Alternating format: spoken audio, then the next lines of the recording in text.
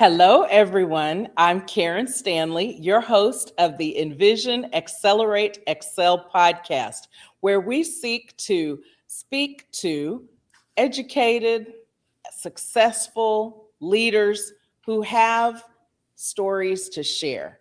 Now, sometimes people succeed and then they don't really tell you how they got there. Well, the thing that I love is that I've found a number of people who are willing to share. And so we want anyone who has a dream and is needing a little inspiration to take it to reality, or even some specific how-tos. That's who we're talking to today. So thank you for tuning in, because today my guest is Aaron Mitchell, the founder of Acme. No, not the Looney Tunes Acme truck.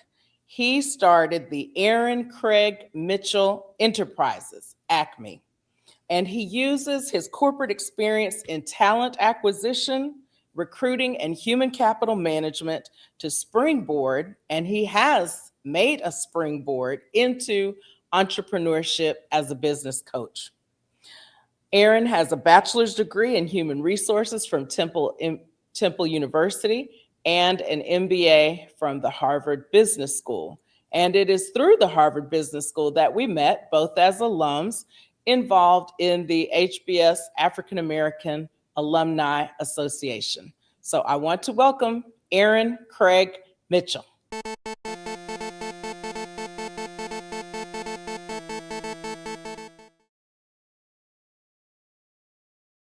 I pulled off the biggest bank heist in the history of the world, and I did it in plain sight. Now, you can imagine that Aaron Craig Mitchell has some experience in the animation industry. In fact, I would call him a super recruiter, because on his last job, he was the director of talent acquisition, or director of HR, having been promoted from the director of talent acquisition at Netflix Animation Studio. And so, Aaron, you must be blending your corporate experience, your creative talent, and your entrepreneurial efforts to make Acme Enterprises. Welcome, Aaron. Hey. How's it going out there? Caught off guard with you playing that video, but here we are. Here we are. Well, look, once it's out on the internet, it's like free game. And it was so engaging, talking about your coaching business. You talked about elevating one's prosperity. So why is that important, or who is that for? That's for, I'd say my target is really people who, and we went to the Harvard Business School, where I think prosperity is defined as financial. And I've tried to expand the definition of prosperity beyond just the financial, right? I left Netflix back in 2022, and I did it at a point in time where expanding prosperity to mean time spent with my family, time spent with my friends, was more important than the amount of money I needed to earn. And so when I talk about helping people find their prosperity, it's for people who are burnt out, frustrated, unclear how to really be happy. And part of that comes from redefining what it means to be happy in terms of your own personal prosperity. Understood. I totally agree, because one of the sayings I love is health is wealth, and so reclaiming your time, gaining your health, your peace of mind, your mental health is very, very important. And many, many people will find out that, money can't buy you some of those other types of prosperities. So I really appreciate that you have such a broad definition of prosperity. And the name of the podcast is Envision.Accelerate.Excel. So I would appreciate it, Aaron, if you could kind of take us back to the vision for your career, and then the vision for your springboard into entrepreneurship. Yeah, look, so when I was 13, my grandmother opened up a bakery, and my grandmother and my mom had been baking my entire life. So there was always the side hustle. My grandmother worked at a daycare. My mom, had different jobs throughout, but my mom always decorated cakes. My grandmother always baked. And so when I was 13, they opened up a bakery, and it only lasted for 2 years. So I only got to see, like, I got a taste of that entrepreneurial life, but that was the thing that actually motivated me to go into college for business. And I always tell this story, and my grandmother, who's now 97, like, I would say it to her face, so don't get it wrong, but my grandmother had a great product, but she was a terrible manager, right? Like, she just did not know how to lead people, and that's what led me to HR. I decided to go into HR because I'm like, this is the thing in business that I think I'll be able to do exceptionally well, bringing people together, getting the best out of everybody's superpowers, and even, thinking about that idea around prosperity, helping people find that. And so that was kind of what got me out of, let's say, semi-entrepreneurial family in a working class neighborhood in New Haven to Harvard Business School and then to Netflix. But that initial vision was, my family tried to do this thing to try to unlock our own prosperity. It didn't work because my grandmother was lacking in certain skills. Let me learn those skills and then figure out how to do this thing better along the way. Aaron, that is so important because there are many people who are skilled, who are creative, and they do not know how to manage a business. For example, there's always going to be a need for plumbers in the world, electricians, doctors, and dentists. And when you're in school, they teach you about your trade. They're not teaching you how to be an entrepreneur and run that business for yourself. So I think it's very interesting that not that you looked at people management as the trade itself, when a lot of people have a trade and they need the people management skills. It's blended together. It's a wonderful thing. I think so. And I never thought about it that way, right? Like, I never thought about, like, the people management thing as like a trade, but I definitely thought about it like, this is the missing ingredient. Because like, Nana makes the best rolls, right? Like, Nana was making these rolls by hand. These things could sell themselves, but because she didn't know how to manage the business properly or like motivate her family / team, it failed. Right. But it was an experiment, and we can't be afraid of failure. We have to be able to experiment, envision, put a strategy together. So I want to ask you a little bit about your strategy from undergrad. Did you already know you were going to go to business school? Was that part of the plan? Work 2 years, go to business school, keep working. How did you think about even your own education and business plan? I did not have a plan. I'm gonna be honest with you. So I went to a performing arts high school. I went for music. So that creativity that you saw in that reel is like long been brewing. Kudos to you for being in the School of Performing Arts. Yeah, no, it was my mom's doing. Oh, My mom made that happen. In fact, I didn't get accepted, and my mom, understanding how the school system worked, was like, I'm keeping you out of school. And in fact, this happened as the bakery opened. So instead of going to school for the first 2 months, I was in the bakery baking, because my mom knew once we hit 60 days, truancy laws dictated that the school would have to meet with her, or the superintendent would have to meet with her, and then she was going to make her case for why I needed to be in this school. She got her way. She also taught me, like, how to fight the system, how to express an ambivalence for authority when authority doesn't do what they're supposed to do. But that sort of how I got from to, I didn't have a strong plan. I knew I wanted to go to college for business because of the failure, which I don't say as like an end all be all, but definitely a part of the process. And when I got to college, I knew I wanted to do business. I had no idea what I was going to do business in. I listened to different majors. HR was the one that seemed like the best fit for my skills, my interest. So I decided to do HR. When I got out of college, I had met my wife my freshman year of college. She was she was anointed the breadwinner really early on. I was like, you're going to make more money than me. She was an electrical engineer. So I followed her out to California thinking, I'll figure it out. I'll do some playing as a musician, and I'll get a job that allows me to do HR, but I'll figure it out. And it wasn't until maybe 2 years after I graduated from college when business school even became a conversation.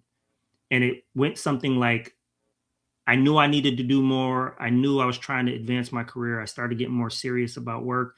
And a friend of mine was like, you should go for an MBA. And I started looking at MBA programs I could get into, right? Because I didn't have, I wasn't doing well on my GMATs. So I'm like, I don't think I can go for competitive programs, but here's what I'm looking at. And this friend kept telling me, he's like, you need to be looking at these top programs. Like, you're smart enough to be in these programs. And I'm like, you're not from America. People like me don't go to places like that. And he's like, what, smart people don't go to places like Yale and Harvard? I'm like, okay. And so as I started to listen to him and I started to look at this program, I'm like, this checks all the boxes. This is the place I think I want to be, but I don't know if I'm good enough.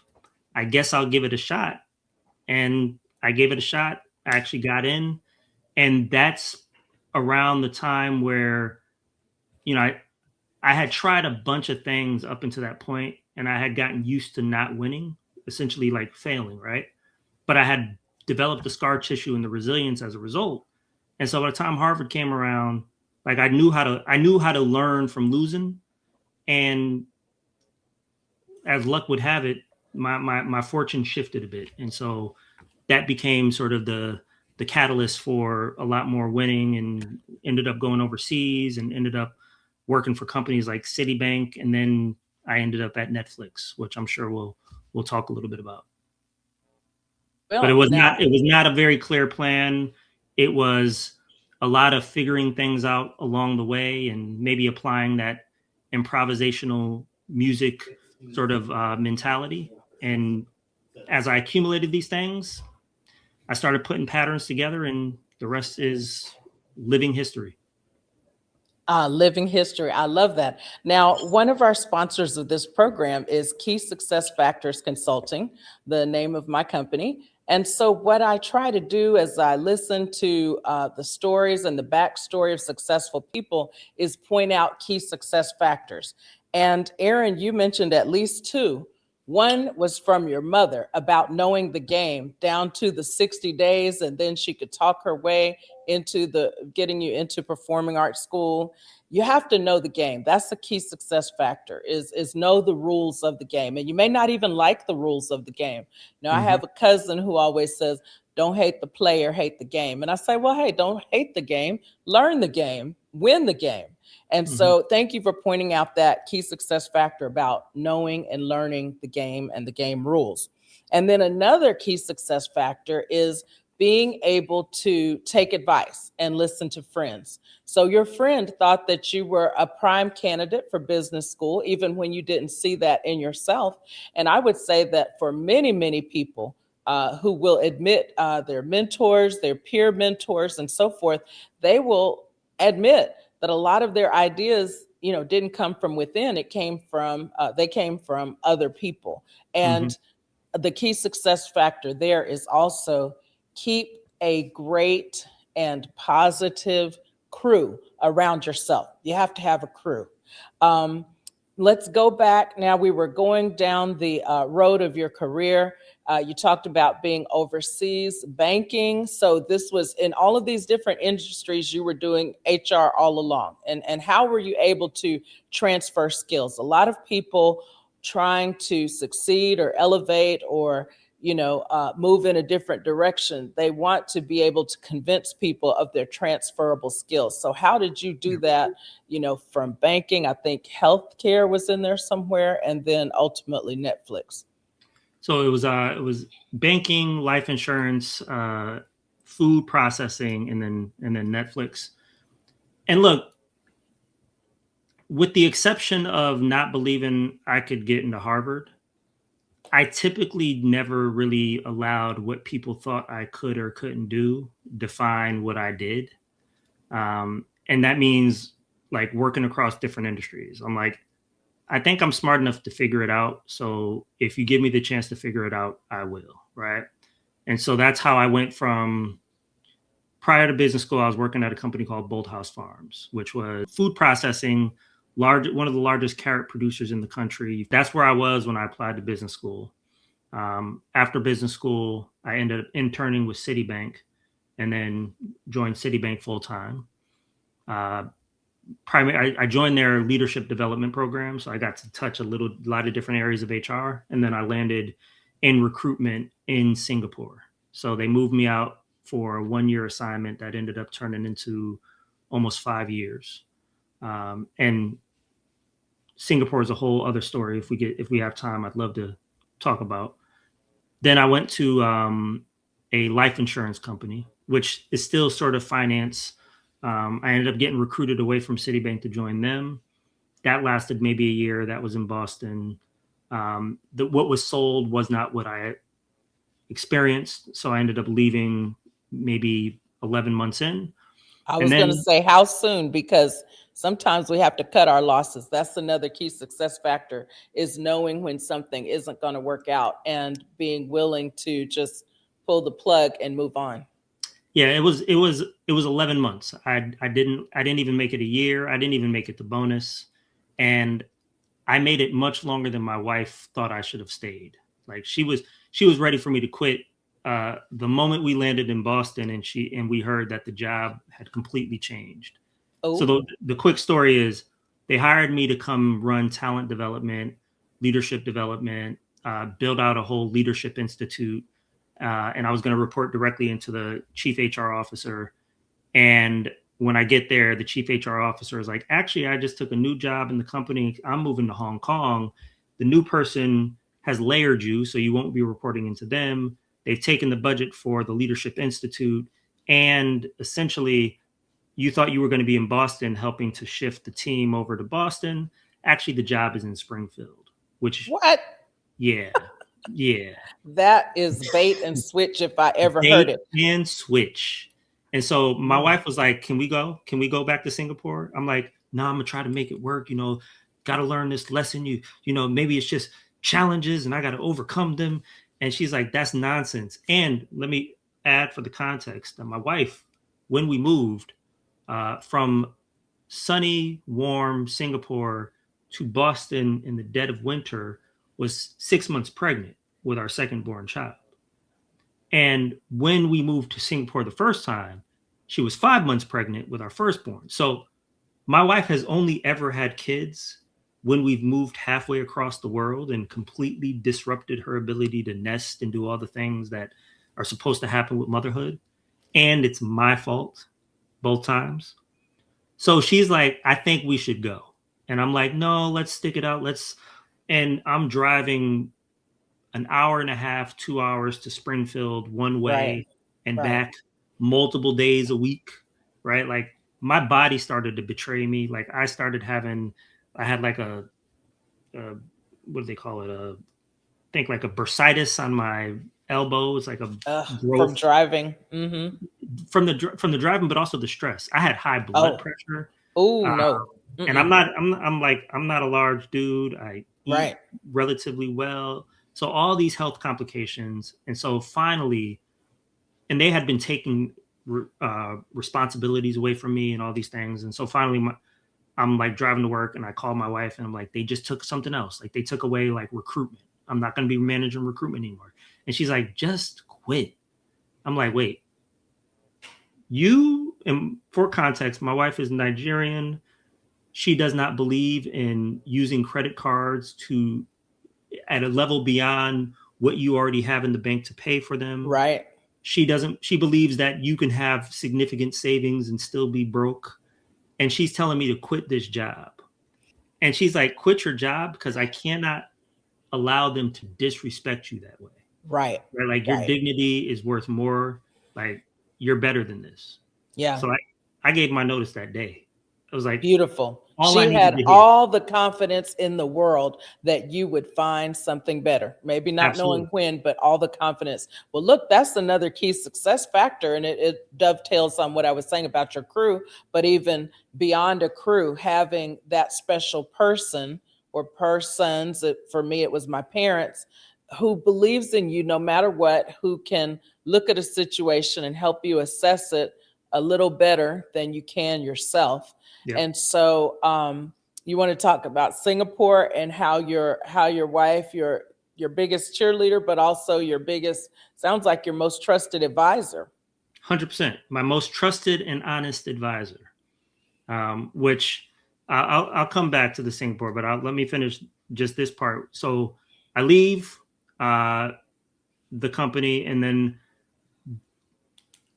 I'm still working after I gave my notice. I started interviewing with Netflix. I had made the connection through a advisory board I was on. That interview process went like 27 days, and they brought me in. And when I was interviewing, just to kind of get to this, like, how did I do all these different things? When I'm talking to the head of the studio, right? Because my first job at Netflix was running all of recruitment for the studio and then the content strategy business. Two things I had never done before. And so I'm sitting down with the head of the studio, and he's a Hollywood dude who'd been in the business for like 30 years. And after like 5 minutes of chumming it up and everything, he stops and he's like, so how's a guy who's working in life insurance, who's never even worked in tech or Hollywood, going to help me build the biggest studio in the world? And I'm like, that's a good question. I have no idea. I have no clue. But what an answer. But I was like, but I've only ever done things I've never done before in my career. Let me give you a couple of examples. And I talk about like moving to Singapore sight unseen, right? Because I didn't have any Asia Pacific experience. I didn't speak any Asian languages. I got moved out to Singapore because they were in the process of going through a recruitment transformation. It was going to be part technology and then part sort of people.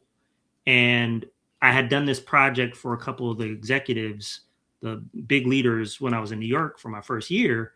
And they picked up on just acumen. Like I had some, I understood recruitment and I had sort of cultural competency. So they're like, we want to take the bet on you. We think you can figure it out. So they send me over sight unseen. Like I hadn't even met my boss or anything. Like I showed up into the office, a complete stranger. And then I end up being there for 5 years. And a lot of the things that I'd done while I was there are still in place to this day. Because I have a friend who I made there who's now going back to Singapore. And it's like, yep, a lot of these processes are still in place. So I gave that as an example of like, look, I don't know, but I know how to figure it out. And that was enough. Like that was enough for him to be like, okay, well, I guess since he's done all these different industries, maybe he can figure this one out. And, I did 5 years at Netflix, which Netflix has very short tenure in a lot of cases. And so 5 years was like 20. Oh my. Because, that is a very good point you bring up in this age of, quick job tenures and across the generations in particular, not to pick on Gen Z and the millennials, but they seem to have no problem with 1 or 2 years at each job location. I want to shift months. a little, or even 11 months, but that wasn't what you were expecting. That's what you handled and managed, but that wasn't what you expected, and probably not just, it was not what you were expecting. Now, I want to get into some of the coaching examples and advice that you might give our listeners. Envision, Accelerate, Excel. Now, in the acceleration portion of our podcast, we usually are really talking about strategy. And so, Aaron, you have talked about how sometimes it's serendipitous, figuring it out. Maybe one piece of strategy is being adaptable, flexible, analytical, working your way through something. Can you talk about that from the standpoint of a coach? What you would recommend for people who are in, let's just say they find themselves in a less than desirable or something that is not letting them meet their full potential. Yeah. So one of the things I've got a coaching program. So I do executive coaching, leadership, life coaching, and then I do career coaching. On the executive leadership side of things, I'll often talk to people about being able to recognize the difference between discomfort and dysfunction, right? A lot of times when people are experiencing some discomfort, and I think especially people who have survived and navigated complex environments, sometimes we misdiagnose a situation. You know what I'm talking about? Where like, if you're used to being in dysfunctional environments, you trick yourself into believing that you have learned how to thrive. And also, I would add, from the perspective of a Black woman, which people say of all the humans on Earth, Black women are the have the highest tolerance for pain. And not that we should, but we've been put in so many painful situations that in some cases you say we don't expect better or we don't know better when we see it. But I hear what you're saying 100%. Yeah. And right, like, I think that if I speak specifically from like the perspective of having coached some Black women through this, right, that comfort in dysfunction is dangerous, right? Because you convince yourself that like, this is okay, I can endure this. And by like complaining or trying to do something to get out of this, that's sort of a sign of weakness. And the reason I try to draw the distinction between discomfort and dysfunction is because dysfunction, like, there's nothing you can do about dysfunction. There's nothing you can do to survive dysfunction, unless, of course, you are willing to shrink, disappear, because the only real way to survive dysfunction is to opt out. Discomfort, on the other hand, like you talking about learning piano, I'm going to guess that learning piano required several bouts of discomfort, right? Like Correct. learning a new song, Right. practicing your scales, like even just the physical dexterity required to like pick up speed and all that kind of stuff requires significant discomfort. And then the minute you get comfortable, you got to make yourself uncomfortable again and again and again. That's how That's you get the growth cycle, isn't it? Right. That's the growth cycle. But here's the thing. If you're experiencing discomfort in a dysfunctional environment, that's what leads to burnout. Like, think about that. Like, think about pushing yourself in an environment where like the ground is shaky, you don't know what up and down is. Like, you're only going to hurt yourself. And the analogy I use is like a gym analogy. My wife is now a personal trainer. And like, imagine if you go into a gym, right? And you're trying to either lose weight or build muscle or build endurance. Like, you're going to have to make yourself uncomfortable. And if you have good equipment, if you have a good trainer, if you have a body that's functioning properly, you're going to get those results. But if one of those things is off, like if you have a terrible trainer who's like, yeah, just lift until it hurts. If your equipment is shoddy and it might break as you're working on it, or if your body has dysfunctions, like maybe you have bad knees or a bad back, you are probably going to hurt yourself. And the same is true in like these corporate environments. And so in terms of the accelerate thing, right? Like I really work hard to help people recognize those two things as separate so that they can move forward accordingly and build a strategy. Because if you're in a dysfunctional environment, your strategy almost certainly has to be, how do I get the heck out of here? If you're experiencing discomfort, then the question is, what is it that I'm trying to learn? And when will I have evidence that this is paying off? Not, how do I get out of here? Because if you misdiagnose and then you move and you were in an environment that was creating discomfort, you might miss your blessing, right? Versus if you stayed in a dysfunctional environment too long, you will absolutely miss your blessing. Does that make sense? Oh, for sure. It absolutely makes sense. And the things that come to my mind is fight or flight. You know, if you're in discomfort, but you're like accelerating, that's fighting. Fight through it, whatever, play through the pain and all that. Yep. But now flight, if you recognize that you're in a dysfunctional environment, and I have to ask Aaron, is that the same as a toxic environment? I mean, a lot of times people talk about a toxic workplace. I would say that those are almost certainly synonymous. Okay, gotcha. So fight or flight. Fight if you're in discomfort, or at least just press on. Maybe not necessarily in an adversarial way, fight, but press forward versus get out of dysfunction. Right. And so, I love that theory. I'm thinking back to some times in my own career when I definitely stayed too long stayed too long, and just trying to be a good sport, be a team Mhm. player, tough Grin and it bear out, it.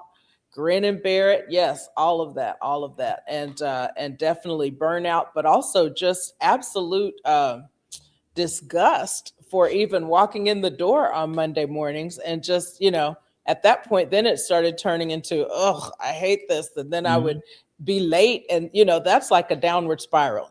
Right, right. First comes the tardiness, then comes the absenteeism. And it's just like, hey, I want out. I want But out. but let me ask you this question, right? Like how many times like did you either stop yourself from saying something out loud, or when you said something out loud to people who were well-meaning, did they say something like, "Man, just you know, toughen up," right? Like you just got to get through. Well, that might be a key success factor of being transparent and open. I really didn't tell anybody. I Mm. didn't tell anybody I was having such a hard time. I did not.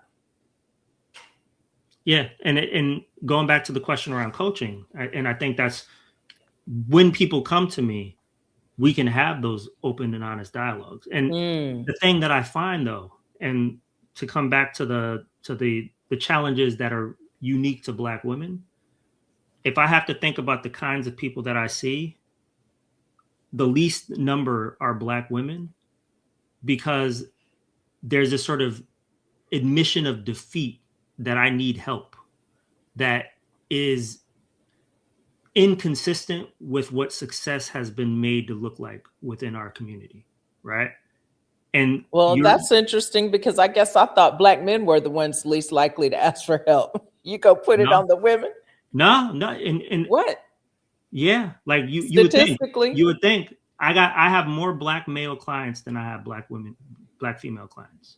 Okay. And here's the thing, I'm doing career coaching right now, and Black women have been more impacted in this labor market than anyone, right? So I would expect that the numbers would actually be quite reversed, but I'm a data set of one, so like this is not statistically significant, but the sense that I get based on the conversations that I've had with many of my mentees is that like it's really hard to admit that you need help, because that speaks to some deficiency, as opposed to everybody needs help and you're not an exception, and the help is a little bit different, but you haven't been um, allowed to be open and honest about the need, right?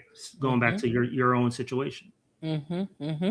So that is a great strategy, which is ask for help, look for coaching, find that mentor. And we all know that even beyond a mentor, you need a sponsor in an environment, someone who's willing to promote you even when you're not in the room, and to use some of their leadership capital to help you move up the ladder. Now, if up the ladder is defined as excellence, and remember the podcast is Envision, Accelerate, Excel, then Aaron, can you tell us about your own commitment to excellence in your craft, even in your extracurriculars as Executive Vice President of HBS AAA? I noticed that you have rolled out a new product called Stunner of the Week, which I think is just going to be so much fun, but it's going to create an archive of excellence. So let's talk about excellence in your life, in those you coach, and just how you approach things. Yeah, look, and I think about this from, I probably tell a story that is, it's a side road that'll get us back to the freeway. Um, I've got a 13-year-old daughter who just got accepted into LA's premier performing arts high school. So passing the torch on to the next generation. Ah. But she got in for visual arts, and the process to get in was she spent a year working on her portfolio. And when she started the portfolio process, she didn't have the skill, the clarity that she wanted in order to like execute this perfect portfolio, right? She was kind of like all over the place and lost. And the way that we thought about excellence was, you can only do the best that you can do with the skills that you have, and identifying where you are, you can try to get better. But what you can't do is nothing about it. You can't not have a plan. You can't not spend time devoting towards your craft. But in terms of like where you're going to get over this period of time, we don't know. But you can get better if you do all these things. And so we set out a year ago, got her into art classes, and then just made her responsible for producing pieces in this portfolio. And every time she would do something, the question would be, is this the best you can do? Right. And not in a sort of like a this isn't good enough kind of way, but do you feel like this is the best that you can do? And if not, what do you need to do? What do you need in order to do better? Do you need different materials? Do you need different instruction? Do you need a break? And so we just sort of iterated on that process over the year. And like, if I were to show you her work from when she started to where she is now, like when at 12, I could outdraw this girl, right? Like I could show her some stuff like, look, I got this. Let me show you. Now I will never be as good an artist as she is at 13, and she has so much more growth to achieve. But it comes back to this idea of like you have to develop this sort of sense of internal excellence and hold yourself accountable for just doing the thing that gets you to the next step and the next step. It's the way that I coached her through that process is the same way that I coach my clients, right? Like set a goal, ask yourself if you've done everything that you can do. Ask yourself what resources that you need, what help you need, and be kind to yourself. Take a break, take a rest, do something completely different that brings you joy, and then come back to that really hard thing just to recognize how much easier it was to do it now than it was 2 months ago, 3 months ago. And then let's keep going. Like find these ways to like reward yourself for the hard work. Interesting. Now that excellence, and you mentioned taking a break. I think people have to realize sometimes, and we talked about burnout too, and to prevent burnout, part of the solution is take a break. But I want to ask you about what is your feeling of, if there's levels of excellence, trying to be excellent in your sweet spot or your superpower versus trying to be excellent, maybe because that's the role modeling you saw, or that's what other people expect of you. On that, there's the Gay Hendricks genius zone, right? He talks about you have your genius zone, you have your zone of excellence, you have your comfort zone, and I think there's one more. Well, I got to write that down. I got to read up on Gay Hendricks. Thank you. Hendricks, the genius zone. But one of I think the book talks about, and I think how I spend my time is like really cultivating that genius zone, right? Like, because the genius zone is that thing that you are so sort of off the charts good at as compared to other people who might dabble in said thing, that it only makes sense to continue to pour into expanding that advantage, right?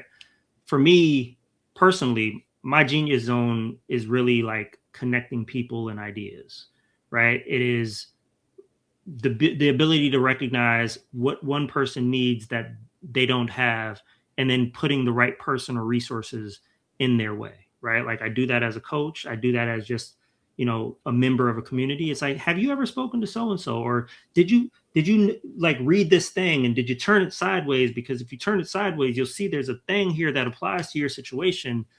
And I love doing that, right? Like I spend all my time and energy trying to understand a bunch of different disconnected things so that I'm always sharpening my ability to connect the dots, because I never know what type of problem is going to be presented, but I do know that that problem will have a solution, and that solution will likely be something that somebody wasn't thinking of because it wasn't right in their way.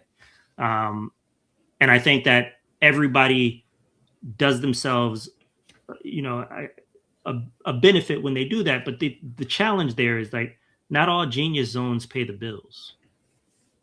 And True. That's where it's like, when I think back to like the decisions that I've made in my career up until this point, I play the saxophone, right? Like saxophone was not in my genius zone, right? Like just wasn't. Luckily, therefore it never became too much of a distraction. I don't think HR or human resources is my genius zone, but I was good enough at it that it could pay the bills. And it's given me the opportunity to live overseas, to work for companies like Netflix, so that I could be in a place where I could actually apply my genius zone. So those things were closely related enough. But ultimately, like, depending on your genius zone, you also need to be pragmatic. You also need to think about the things that are going to keep the lights on. If you're lucky enough that you don't have to think about that, dump all your time and energy into your genius zone. If you have to be practical, you know, just don't let the genius zone act like, don't let it die. Continue to find ways to pour into it. But hopefully the thing that you're doing for money is at the very least in your zone of excellence, so that you're not completely a fish out of water. Does that make sense? Absolutely. It's so real. It's so real because, why keep going with something where it's always an uphill slog? Right. And find the genius zone. And some of that is also about transferable skills. Figure out how to use if connecting is your superpower, bring that to bear, even if your particular responsibility at work isn't in your genius zone. But if you apply your genius zone skills, even anything will be made better. So Yeah. that's making me want to ask you about your great connecting abilities across the diaspora. Will you please tell us a little bit? I just really wanted to know about that project, the Africa Power Network. What was the name of Africa it? Soft Power. Yep. Africa South Power. Yeah. So I got involved with Africa Soft Power while I was still at Netflix. It was shortly after we had launched the initiative to move $100 million into Black banks. And it's one of those things where, like, I've been married to a Nigerian woman and didn't necessarily see myself as part of the global African diaspora. And I got invited into this organization because of that thing that I did. And I remember, like, being on this panel and being like, okay, there's some Africans here, and there's me, and Ben Crump was also on the panel, which was, like, actually kind of cool, because I'm like, I'm on a panel with Ben Crump. That's kind of amazing. And during the panel, they were talking about how the UN had expanded the definition of the African continent to include the peoples of the African diaspora. And this organization was sort of working to enact on a lot of that energy by helping to connect the dots between what's happening in the continent and what's happening across this much wider diaspora, and doing it in a way where, kind of going back to this idea of, like, thinking about my superpower. It's like each of us in the diaspora has a specific history, has a specific set of superpowers, right? If you think about us as a collective, that is part of a whole. And we haven't been talking to each other. What would happen if we could unlock a lot of that potential that comes from putting all these pieces back together and really understanding how our individual histories sort of fit into this larger collective, and then leverage that soft power, like the arts, like our ability to entertain, our music, but also our ability to influence through means that are not as harsh and political and, military power, but through the influence of people like you saw with Nelson Mandela. How do we do that? And how do we do that as a collective in a way that serves all of us?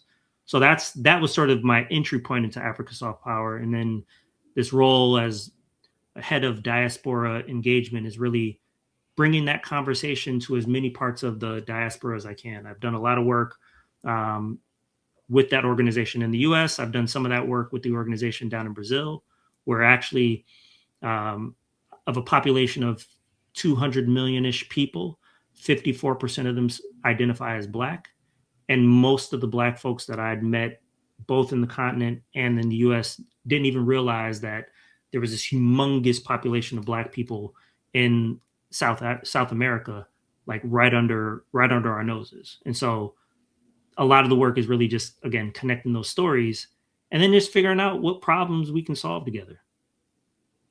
Well, on that note, Aaron, I think about having a vision and enlarging our vision. I'm so excited that you're looking at a global connection across the diaspora.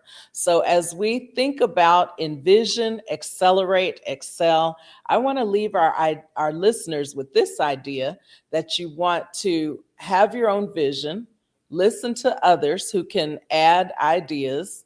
You want to have a strategy where you're able to look at discomfort versus dysfunction, and the strategy is to be resilient and to work your way into your genius zone or your superpower zone, because that's where you can operate with excellence. You probably won't be able to operate with excellence in something that is too far away from your genius zone. And we talked about applying your genius zone to your everyday responsibilities at work or in your life. And then, but the big blessing I think that you have reminded us of, Aaron, is that, we are bigger than the city we live in, the state, even the country that we live in. If we can look at ourselves as global citizens and have a vision that crosses geopolitical boundaries, because, Lord knows those are all messed up in this day and age. But if we can have even a global vision, how much farther we can go all together. Because, Aaron, I'm sure you have heard of the African proverb, go fast, you'll go alone. Go together and you'll go far. Let me say it again for the people in the back. Go fast, you'll go alone. Go together and you'll go farther. So, Aaron, I want to thank you for coming together with me on this journey, on this episode of Envision, Accelerate, Excel. You've shared so many ideas and we really appreciate it. And I look forward to the next time we can get together.